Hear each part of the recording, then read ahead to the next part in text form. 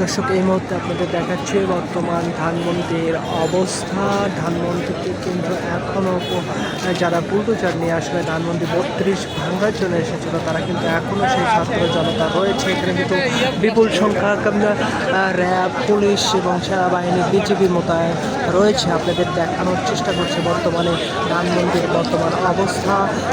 এখানে আপনাদের জানিয়ে রাখি, আজকে কিন্তু শেখ হাসিনার রায় দেওয়া উপলক্ষে সকাল থেকে দুপুরের দিকে এই ছাত্র জনতা কিন্তু বুলডোজার নিয়ে ধানমন্ত্রী 32 ভাঙার জন্য রওনা দেয় এবং সেখানে কিন্তু পুলিশ, সেনাবাহিনী যৌথভাবে একটা বাধা দেয় এবং বুলডোজার আসলে ভিতরে ঢুকতে দেয়নি এবং তাদেরকে কিন্তু ছত্রভঙ্গ করে দেয়। এবং এক সময় পুলিশ এবং ছাত্র জনতার মাঝে কিন্তু একটু পাল্টাপাল্টি ধাওয়া ঘটেছে, আমরা দেখতে পেয়েছি।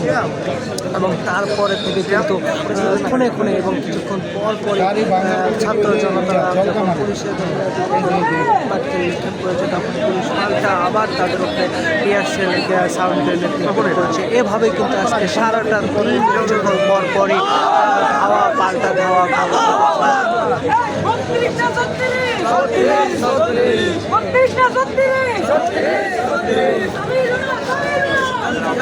এবং 3টার দিকে ঠিক আনুমানিক 3টার দিকে কিন্তু রায় আসে।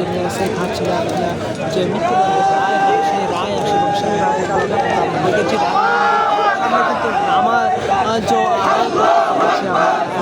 ছাত্র জনতাকে এখন বর্তমানে আপনাদের যে অবস্থা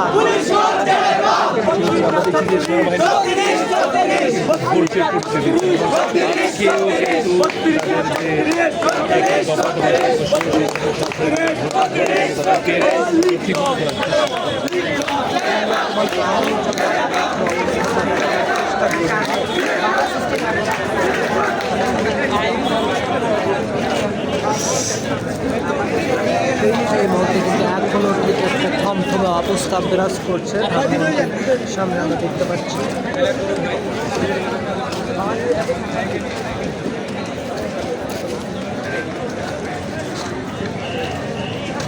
এই মুহূর্তে আপনাদের দেখানোর চেষ্টা করছি ধানমন্ডির শাহের ঠিক অবস্থা, 32-এর অবস্থা।